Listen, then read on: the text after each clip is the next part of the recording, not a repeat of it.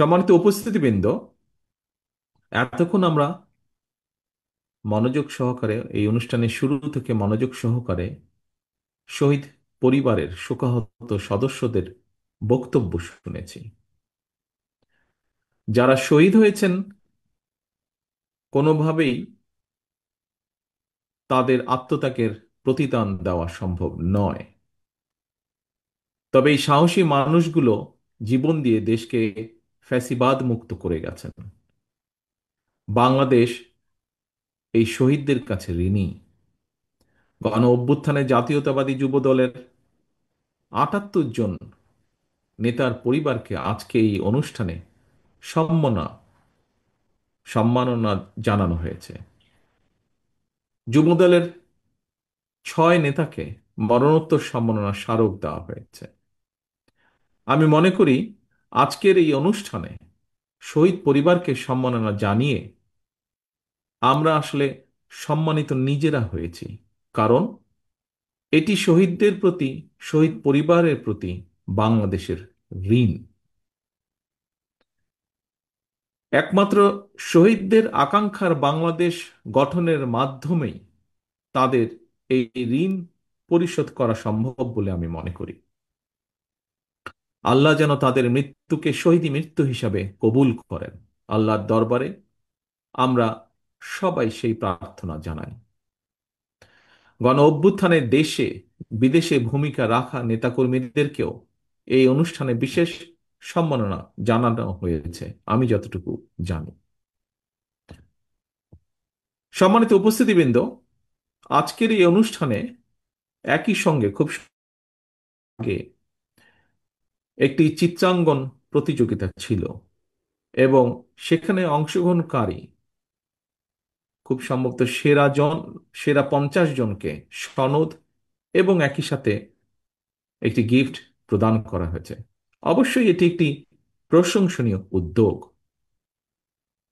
সন্তানতুল্য মেধাবী এই শিশু কিশোরদের আমরা আদর এবং ভালোবাসা জানাই।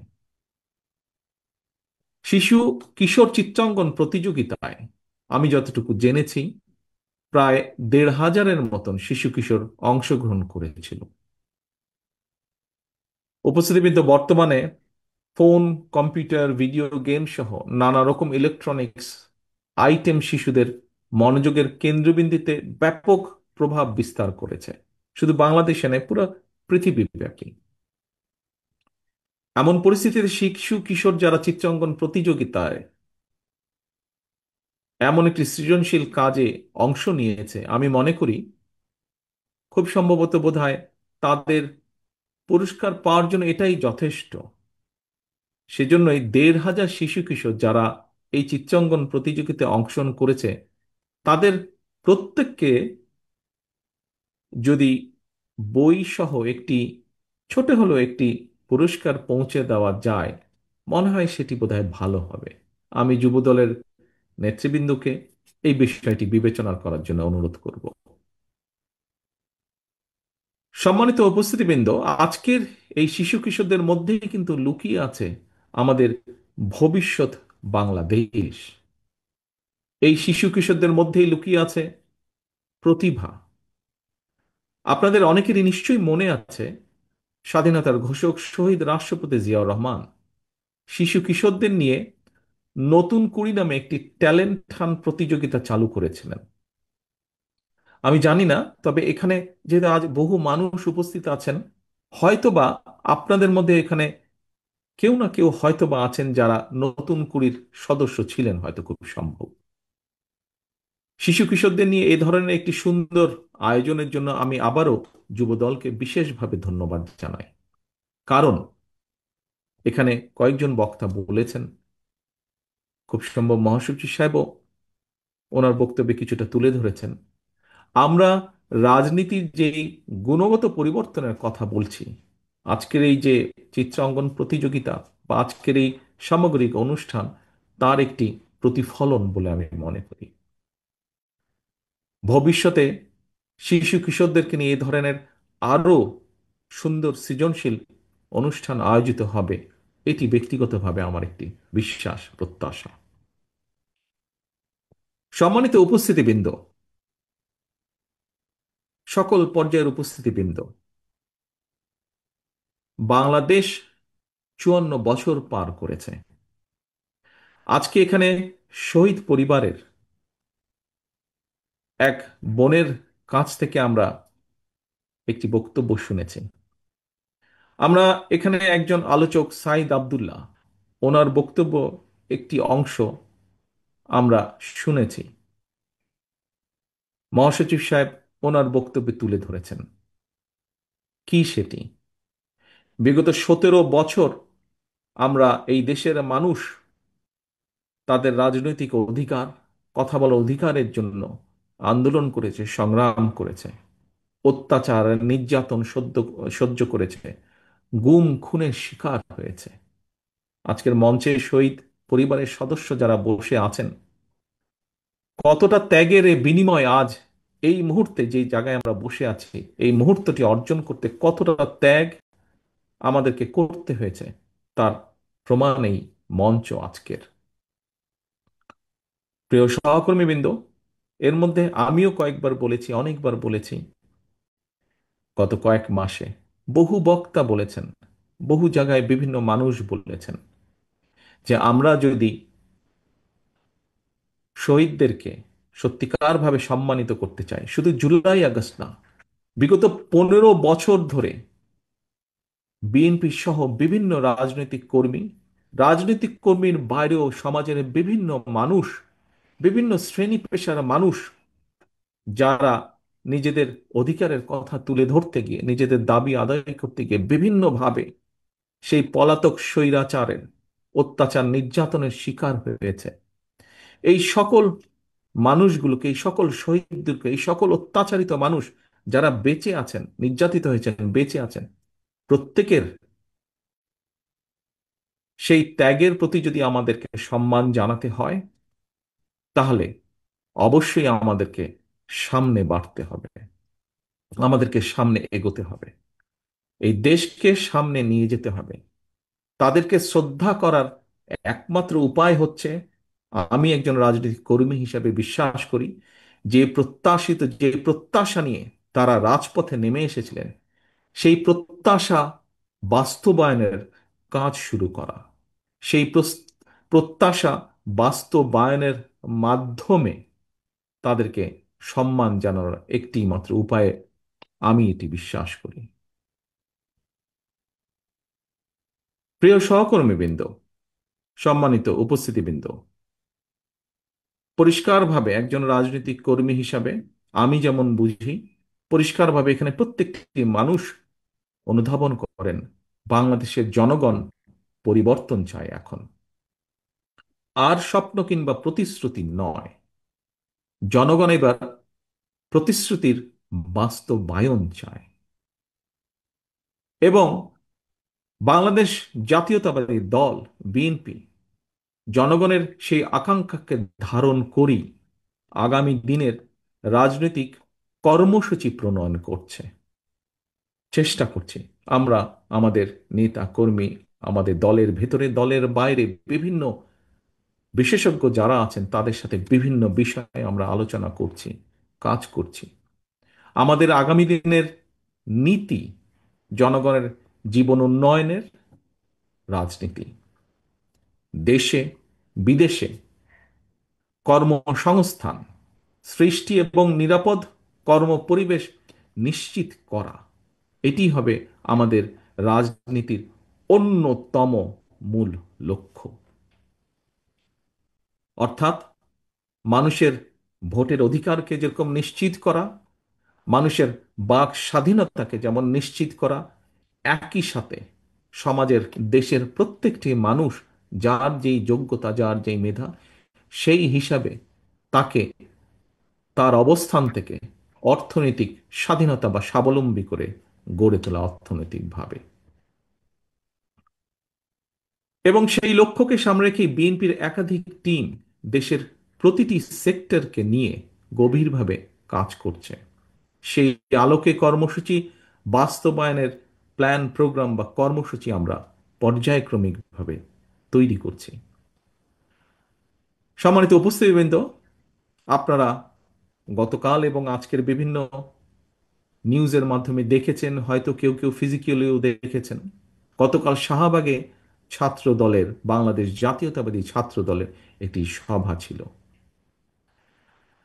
শিক্ষার্থীদের জন্য বিএনপি নেওয়া কয়েকটি কর্ম পরিকল্পনার রূপরেখা সংক্ষিপ্তভাবে, যেহেতু বিশাল একটি সমাবেশ ছিল, সেখানে হয়তো ডিটেইল তোলা সম্ভব না, বলা সম্ভব না, সংক্ষিপ্তভাবে আমি তুলে ধরেছিলাম।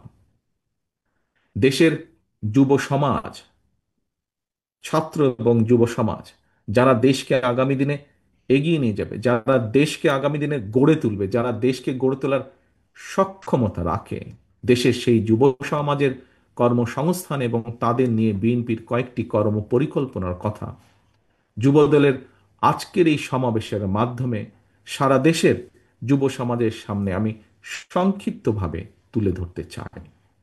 এবং এটি আমরা শহীদ পরিবারের এক বোনের কাছ থেকে যেটি শুনেছি, তারাও কাজ চান, বেঁচে থাকতে চান। কাজেই এটি শহীদ পরিবারেরও দাবি একটি, কারণ তারাও চান যে সদস্য শহীদ হয়েছে তার সেই প্রত্যাশিত বাংলাদেশ যেন আমরা যারা রয়ে গিয়েছি আমরা যাতে গড়ে তুলতে সচেষ্ট হই। সম্মানিত অতিথিবৃন্দ, দেশের মোট যুব সংখ্যা দেশের মোট জনসংখ্যার এক তৃতীয়াংশের বেশি। যুব সংখ্যার সবাই বেকার নয়, তবে আশ্চর্যের বিষয় হলো যুব সমাজের বেকারদের বেশিরভাগ হলো শিক্ষিত বেকার। ব্যক্তিগতভাবে আমি মনে করি, এবং আমার সাথে হয়তো অনেকেই আপনারা একমত হবেন, শিক্ষিত বেকার সৃষ্টির পেছনে নানা কারণের মধ্যে আমাদের বিদ্যমান শিক্ষা কারিকুলাম অন্যতম একটি কারণ। তবে অবশ্যই সময়ের সঙ্গে তাল মিলিয়ে শিক্ষা কারিকুলাম সংস্কার না করার জন্য রাজনীতি এবং রাষ্ট্র পরিচালনার সাথে যারা জড়িত আমি মনে করি আমরা কেউ বোধহয় এর দায় এড়াতে পারি না। এমন বাস্তবতায় কর্মমুখী শিক্ষা কারিকুলাম প্রণয়ন এবং বাস্তবায়নের জন্য বিএনপির উদ্যোগে এরই ভিতরে একটি বিশেষজ্ঞ টিম কাজ করছেন, যার ভিতরে আমাদের দলের সাথে সরাসরি সম্পৃক্ত আছেন এরকম সদস্য আছেন, আবার দলের সাথে সম্পৃক্ত নন, কিন্তু এই বিষয়ে যাদের অভিজ্ঞতা আছে, এক্সপার্টিজ আছে, এরকম মানুষও সেই টিমের মধ্যে কাজ করছেন। শিক্ষা কারিকুলামের স্কুল পর্যায় থেকে বিশ্ববিদ্যালয় পর্যায় পর্যন্ত একাডেমিক স্টাডির পাশাপাশি ব্যবহারিক এবং কারিগরি শিক্ষা কিভাবে অন্তর্ভুক্ত করা যায় সে ব্যাপারে মোটামুটিভাবে ওনারা কাজ এগিয়ে গিয়েছেন, এবং এটি আমাদের পরিকল্পনা। সম্মানিত উপস্থিতিবৃন্দ, শুধুমাত্র শিক্ষা ক্ষেত্রেই নয়, ইনশাল্লাহ জনগণের রায় বিএনপি রাষ্ট্র পরিচালনার দায়িত্ব পেলে আগামী দিন জনগণের জীবনমানের উন্নয়নের লক্ষ্যে নারী পুরুষ সবার জন্য নৈতিক মূল্যবোধ সমৃদ্ধ কর্মমুখী শিক্ষা ব্যবস্থা চালু, গ্রামীণ উন্নয়নে তথ্য প্রযুক্তির সর্বোচ্চ ব্যবহার, ক্ষুদ্র ও কুটির শিল্পের বিকাশ পরিকল্পনা, আমাদের ব্যাপক প্রশিক্ষণ কর্মসূচি চালু, দক্ষ জনশক্তির রফতানি সহ।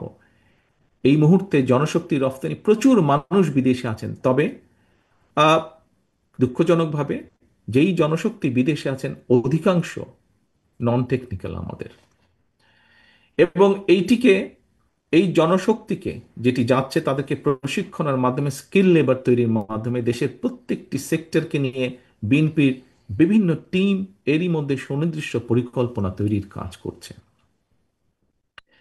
গতকাল আমি বলেছি, আজও আপনাদের সামনে আমি আবারও তুলে ধরতে চাই। কি সেটি? আমাজন, ইবে কিংবা আলিবাবার মতন যে বিখ্যাত অনলাইন যে বিজনেস প্ল্যাটফর্ম আছে, বাংলাদেশে উৎপাদিত ক্ষুদ্র এবং কুটির শিল্প পণ্য সরবরাহের সুযোগ রয়েছে এইসব প্ল্যাটফর্মে। এই সুযোগ এবং সম্ভাবনাকে কাজে লাগিয়ে দেশে ক্ষুদ্র এবং কুটির শিল্পের উৎপাদন এবং বিপণনের কিভাবে করা যায় সেই ব্যাপারেও আমরা আমাদের পরিকল্পনাগুলো বা প্ল্যানিংগুলো আমরা তৈরি করছি। কারণ এখানে একটি বিষয় বোধহয় আমাদেরকে এইভাবে বিবেচনা করতে হবে। সম্মানিত উপস্থিতিবৃন্দ, বাংলাদেশ একটি জনবহুল দেশ। হ্যাঁ, আমরা এর আগে দেখেছি, স্বৈরাচারের আমলে দেখেছি বহু টাকা খরচ করে কিছু কিছু প্রজেক্ট তারা তৈরি করেছে। কিন্তু আমাদের দরকার আমাদের দেশের মানুষগুলোকে, যারা যোগ্য মানুষ, যুব সমাজকে কর্মসংস্থানের ব্যবস্থা করা। কাজেই বহু বড় একটি প্রকল্প করার চাইতে আমরা মনে করি যদি আমরা ছোট ছোট উদ্যোক্তা তৈরি করতে পারি, এন্টারপ্রেনার তৈরি করতে পারি, যারা ছোট ছোট কুটির শিল্প তৈরি করবেন, মাঝারি শিল্প তৈরি করবেন, যারা আবার বহু মানুষকে কর্মসংস্থানের ব্যবস্থা করে দেবেন, তাহলে দেশের যুব সমাজ সহ সমাজের বিভিন্ন মানুষের কর্মসংস্থান আমরা করতে পারবো। সেজন্যই আমরা এই পরিকল্পনাগুলো গ্রহণ করছি।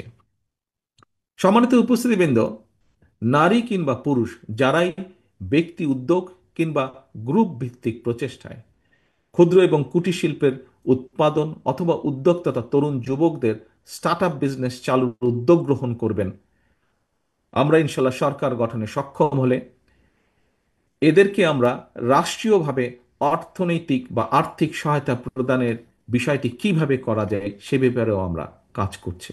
আমাদের টিম এ ব্যাপারেও কাজ করছেন।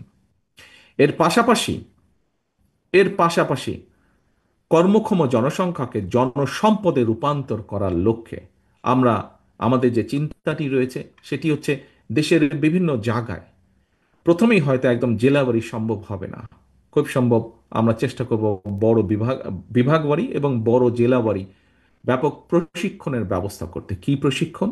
এর ভিতরে plumbing, electrician, mechanic, dental hygienist অথবা মেডিকেল টেকনিশিয়ান এর মতন এই ধরনের, এর ছাড়াও স্বল্প মেয়াদী ট্রেনিং কোর্স এইগুলো চালু করা যায় কিনা বা কিভাবে চালু করা যায়। কারণ এইসব কোর্স প্রণয়ন এবং বাস্তবায়ন পরিকল্পনা নিয়ে এর ভিতরে আমরা কাজ করছি এবং যা আমরা দেখতে পাচ্ছি যে এইগুলোর মাধ্যমে আমরা বহু মানুষকে দেশের ভিতরে যেমন কর্মসংস্থানের ব্যবস্থা করে দেওয়া সম্ভব হবে, একইভাবে আমরা দক্ষ বা স্কিল লেবার আমরা পাঠাতে পারবো যেটা ভ্যালু অ্যাড করবে, আরো অধিক সংখ্যক বৈদেশিক মুদ্রা তারা আমাদেরকে পাঠাতে সক্ষম হবে। সম্মানিত উপস্থিতিবৃন্দ, বিশ্বায়নের বর্তমান সময়ে দক্ষ মানুষের জন্য অনেক দেশেই সম্ভাবনার সকল দরজা কিন্তু খোলা। তবে এই সুযোগকে যদি আমাদের আমাদের দেশের সন্তানদেরকে, আমাদের দেশের মানুষকে কাজে লাগাতে হয়, তাহলে ভাষা জানা থাকাটা খুব জরুরি প্রয়োজন। এই কারণেই স্কুলের শিক্ষার্থীদের পাশাপাশি আগ্রহী তরুণ যারা স্কুলের গণ্ডি পেরিয়ে এসেছেন বা ইন্টারমিডিয়েটের গণ্ডি বা ডিগ্রির গণ্ডি পেরিয়ে এসেছেন, এরকম বহু তরুণ আছেন যাদের কর্মসংস্থানের প্রয়োজন, যুবকদের কর্মসংস্থানের প্রয়োজন, কিন্তু শিক্ষা গণ্ডি পেরিয়ে এসেছেন। এই মানুষগুলোকে বিভিন্ন আন্তর্জাতিক ভাষায়, বাংলা ভাষার পাশাপাশি ইংরেজি, আরবি, Mandarin, Japanese, French, Germany, Italian, বিশ্বের বহুল প্রচলিত ভাষা শেখানোর জন্য আমরা ভাষা শিক্ষা কোর্স চালু করব, যেটি শুধু ঢাকা শহরে সীমাবদ্ধ থাকবে না, এটিকে আমরা ডিস্ট্রিক্ট লেভেল, বিভাগ লেভেল পর্যন্ত আমরা ছড়িয়ে দিতে চাই জিনিসটিকে। ল্যাঙ্গুয়েজ সেন্টারে স্বল্পমেয়াদী ভাষা শিক্ষা কোর্স শেখানোর জন্য দেশে এবং বিদেশ থেকে আমরা চেষ্টা করব দেশের মধ্যেই রাখতে, যদি প্রয়োজন হয় আমরা বিদেশ থেকেও শিক্ষক নিয়োগ আমরা দিব। এছাড়াও কিন্তু এই মুহূর্তে দেশে বিদেশ ফেরত অনেকেই রয়েছেন যাদের বিভিন্ন দেশের ভাষা জ্ঞান রয়েছে, আমরা তাদেরকেও শিক্ষক হিসাবে পার্ট টাইম শিক্ষকতার সেই সুযোগটা কিভাবে দেওয়া যায় সেটির ব্যাপারে আমরা চিন্তা ভাবনা করছি, বা আমাদের টিম সে ব্যাপারেও কাজ করছেন। সম্মানিত অতিথিবৃন্দ, মাতৃভাষার পাশাপাশি বিদেশি কোনো ভাষার উপরে প্রাথমিক দক্ষতা অর্জন করতে পারলে আমার কাছে মনে হয় বিশ্বের অনেক দেশেই কিন্তু সহজেই কর্মসংস্থান করা সম্ভব। বিশ্বের অনেক দেশে বিভিন্ন সেক্টরে দক্ষ এবং প্রশিক্ষিত কর্মীর প্রয়োজন রয়েছে। দক্ষ এবং প্রশিক্ষিত কর্মীর প্রয়োজন রয়েছে। অনেকেই প্রশ্ন করতে পারেন যে আপনারা যে এগুলা করবেন, তারপরে এই মানুষগুলো কোথায় যাবে, কিভাবে তারা বিদেশে চাকরি পাবে, বা এই ব্যবস্থাটা কিভাবে কি হতে পারে। আমরা এর মধ্যে কাজ করছি যে প্রয়োজনে বাংলাদেশের দূতাবাসগুলোর মাধ্যমে সংশ্লিষ্ট দেশের চাহিদা, যেমন ধরুন জাপানে যাবে আগামী 5 থেকে 10 বছর, জাপানে কি কি ধরনের মানুষের প্রয়োজন আছে সেটি আমরা আমাদের দূতাবাসগুলোর মাধ্যমে এই ইনফরমেশন ডাটাগুলো আমরা জোগাড় করার চেষ্টা করব এবং ঠিক সেইভাবে আমরা সেই মোতাবেক আমরা আমাদের সেই মানুষগুলো, ধরেন আগামী 10 বছর জাপানে হয়তো 10 লক্ষ শ্রমিক নিবে বিভিন্ন ক্যাটাগরির, আমরা ঠিক সেভাবে করে আমাদের 10 লক্ষ মানুষকে আমরা তৈরি করব। আমরা কর্মক্ষম বেকার যুবশক্তিকে সংশ্লিষ্ট ওই বিষয় প্রশিক্ষণ দিব, দক্ষ জনশক্তিতে আমরা রূপান্তর করব। এবং এই পদক্ষেপ শুধু বিদেশের বাজারে নয়, বরং আমরা দৃঢ়ভাবে বিশ্বাস করি এটি দেশের বাজারেও ভূমিকা রাখতে সক্ষম হবে। প্রিয় উপস্থিতিবৃন্দ, নাগরিকদের স্বাস্থ্য সেবা নিশ্চিত করার জন্য বিএনপি একটি পরিকল্পনা গ্রহণ করেছে, কর্মসূচি গ্রহণ করছে। নাগরিকদের প্রাথমিক স্বাস্থ্য সেবা নিশ্চিত করার জন্য আমরা একটি নীতিতে বিশ্বাস করি, যেটি উন্নত বিশ্বেও এখন তারা এটি প্রয়োগ করছে। কি সেটি? এক লাইনে যদি বলতে হয়, সেটি হচ্ছে প্রতিকারের চেয়ে প্রতিরোধ উত্তম। অর্থাৎ একজন মানুষ অসুস্থ হয়ে গেলে কিন্তু তার পেছনে খরচ অনেক বেশি, সেটি পরিবারের খরচ হোক, সেটি রাষ্ট্রের খরচ হোক। কিন্তু কিছু কিছু নলেজের মাধ্যমে, কিছু ইনফরমেশনের মাধ্যমে যদি একজন মানুষ সুস্থ থাকতে পারেন, তাহলে কোনো কারণে যদি অসুস্থ হয়ে যায় কেউ, বরঞ্চ সেই মানুষটিকে ডাক্তার, নার্স বা সরকার বা সরকারের পক্ষ থেকেও যদি হেলথের জন্য যে রিসোর্স থাকে, সেটির উপর চাপ কম পড়বে। সেই জন্যই আমরা যেতে চাইছি একটি স্লোগানে এবং সেই নীতিতে, প্রতিকারের চেয়ে প্রতিরোধ উত্তম। এই নীতিমালার উপরে ভিত্তি করে আমরা আমাদের স্বাস্থ্যর বিষয় সংক্রান্ত পুরো প্ল্যানিংটাকে আমরা সাজাতে চাচ্ছি।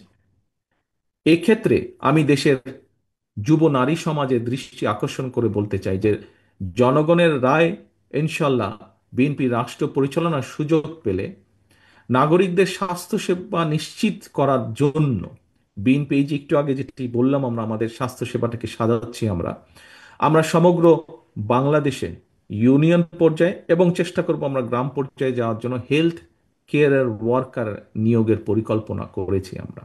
এবং এই হেলথ কেয়ারের যে আমরা নিয়োগ করব, এর শতকরা 80শতাংশই হবেন যুব সমাজের মধ্যে থেকে নারী সদস্য যারা, তাদেরকে। এতে করে একদিকে নারীর অর্থনৈতিক ক্ষমতায়ন ঘটবে, অপরদিকে প্রশিক্ষণপ্রাপ্ত যে আমাদের হেলথ কেয়ারের ওয়ার্কারজন থাকবেন, জনগণের প্রাথমিক স্বাস্থ্য সেবায় তারা একটি গুরুত্বপূর্ণ যুগান্তকারী ভূমিকা রাখতে সক্ষম হবেন বলে আমরা দৃঢ় বিশ্বাস করি। সম্মানিত উপস্থিতিবৃন্দ, সুস্থভাবে বেঁচে থাকতে হলে পরিবেশ এবং জলবায়ুর পরিবর্তন একটি গুরুত্বপূর্ণ বিষয়, অত্যন্ত, এবং এ থেকে এড়িয়ে যাবার বোধহয় কোনো সুযোগ নেই।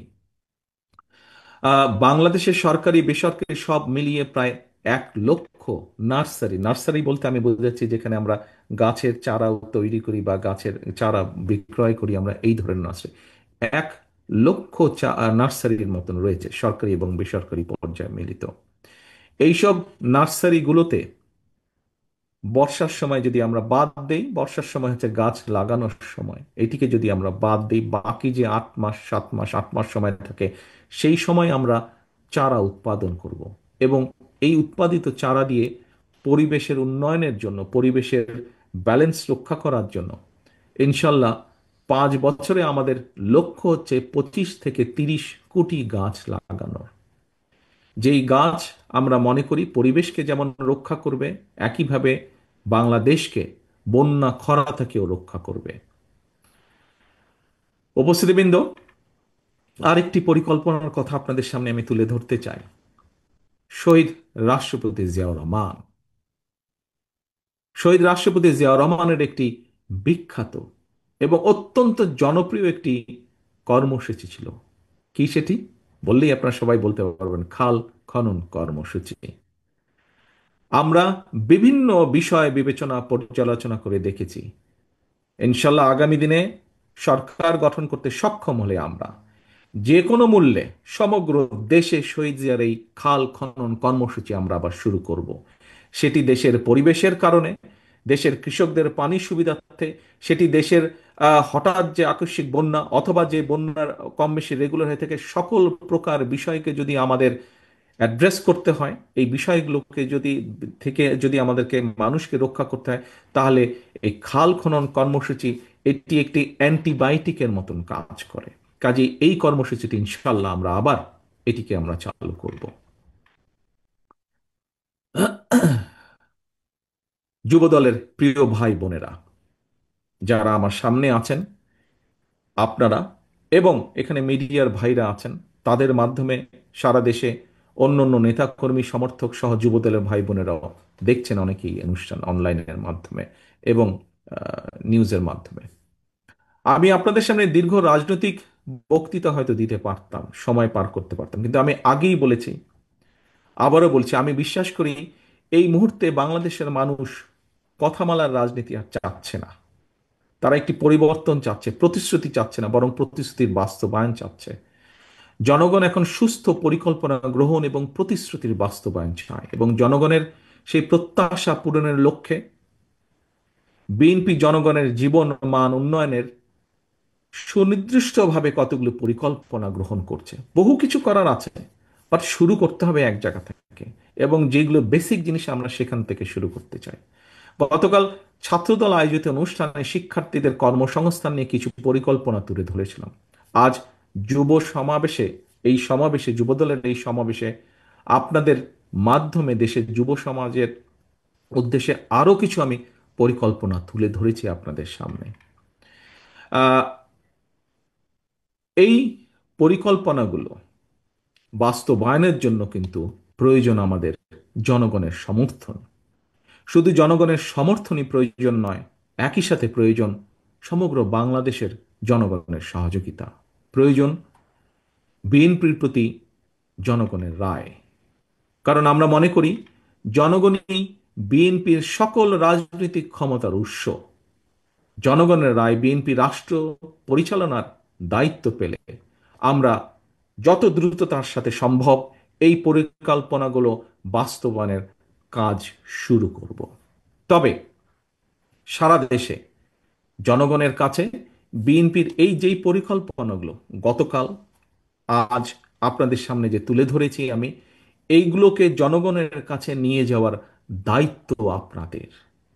গতকালকের দায়িত্বগুলো যেমন ছাত্রদলকে দেওয়া হয়েছে, আজকের দায়িত্বগুলো আপনাদের যুবদলের নেতাকর্মী, সমগ্র দেশে ছড়িয়ে ছড়িয়ে ছিটিয়ে থাকা যুবদলের নেতাকর্মীদেরকে দেওয়া হয়েছে। এবং ভাগ না, যেহেতু আমাদের এই কর্মসূচিগুলি প্রত্যেকটি, যে কথা বলেছি আমি, সাধারণ মানুষের জন্য, দেশের মানুষের জন্য। আপনি যুবদল হন, আপনি স্বেচ্ছাসেবক হন, আপনি ছাত্রদল হন, আপনি বিএনপি হন, আপনি মূল দল হন, আপনি মহিলা দলের কর্মী হন, আপনি আইনজীবী ফোরামের সদস্য হন, যেই হন না কেন, অর্থাৎ আপনি যে শহীদ জিয়ার আদর্শে বিশ্বাস করেন, দেশনেত্রী খালেদা জিয়াকে যে নেত্রী হিসেবে মেনে নিয়েছেন, আপনাদের সকলের দায়িত্ব আমাদের এই পরিকল্পনাগুলো জনগণের সামনে তুলে ধরা, জনগণের কাছে নিয়ে যাবার। কারণ জনগণের রায় আমাদের প্রয়োজন, জনগণের সমর্থন আমাদের প্রয়োজন, জনগণের সহযোগিতা আমাদের প্রয়োজন মানুষের জন্য নেওয়া এই কর্মসূচিগুলো বাস্তবায়নের জন্য। এবার আমি সারা দেশে যুবদলের নেতাকর্মীদের উদ্দেশ্যে কয়েকটি কথা বলতে চাই। বিগত দেড় দশকের ফ্যাসিবাদী বিরোধী আন্দোলনে যুবদলের নেতাকর্মীরা নির্যাতন, নিপীড়ন উপেক্ষা করেও রাজপথে আন্দোলনে সক্রিয় ছিলেন। আন্দোলন করতে গিয়ে ফ্যাসিবাদী সরকারের পতিত পলাতক ফ্যাসিবাদী সরকারের শত নির্যাতনে ও নিপীড়নেও যুবদল পিছিয়ে যায়নি, রাজপথ ছেড়ে যায়নি তারা। শুধুমাত্র জুলাই আগস্টের গণ অভ্যুত্থানে যুবদলের ৭৮ জন নেতাকর্মী শহীদ হয়েছেন। জনগণ আপনাদের সঙ্গে ছিল, আপনাদের প্রতি জনগণের বিশ্বাস ছিল। এই কারণেই আপনারা সাহসের সঙ্গে প্রতিবাদ, প্রতিরোধ গড়ে তুলতে পেরেছেন। সুতরাং আপনাদের প্রতি জনগণের সেই আস্থা ও বিশ্বাস ধরে রাখুন। মনে রাখবেন, জনগণের আস্থা অর্জন করতে পারলে আপনি নেতা, জনগণ প্রত্যাখ্যান করলে আপনি নেতা নন। প্রিয় সহকর্মীবৃন্দ, আমি আবারও বলছি, জনগণের আস্থা অর্জন করতে পারলে আপনি নেতা, জনগণ প্রত্যাখ্যান করলে আপনি নেতা নন। একজন রাজনৈতিক কর্মী হিসাবে, একজন রাজনৈতিক কর্মী হিসাবে আমার কয়েক দশকের রাজনৈতিক অভিজ্ঞতার আলোকে একটি বিষয় আপনাদের মনোযোগ আকর্ষণ করতে চাই। কি সেটি? সেটি হলো, দয়া করে আমার এই অভিজ্ঞতাটি মন দিয়ে শুনবেন, খুব সংক্ষিপ্ত। সে অভিজ্ঞতাটি কি? সেটি হলো, প্রশাসনিক সহায়তায় নেতৃত্ব হয়তো প্রদর্শন করা যায়, কিন্তু জনগণ সহায়তা করলে নেতৃত্ব দেওয়া যায়। আমি আবারও বলছি আমার অভিজ্ঞতাটি, যুবদল সহ সকল পর্যায়ের নেতাকর্মীদেরকে, প্রশাসনিক সহায়তায় নেতৃত্ব হয়তো প্রদর্শন করা যায়, কিন্তু জনগণ সহায়তা করলে নেতৃত্ব দেওয়া যায়। মনে রাখবেন, মনে রাখবেন, আপনাদের প্রতি জনগণের সমর্থন থাকার কারণেই পলাতক স্বৈরাচারের প্রশাসন কিংবা আইন শৃঙ্খলা বাহিনী আপনাদেরকে, যুবদলের নেতাকর্মী সমর্থকদেরকে রাজপথ থেকে দূরে রাখতে পারেনি। সুতরাং আপনাদের প্রতি আমার আহ্বান, জনগণের আস্থায় থাকুন, জনগণকে আস্থায় রাখুন।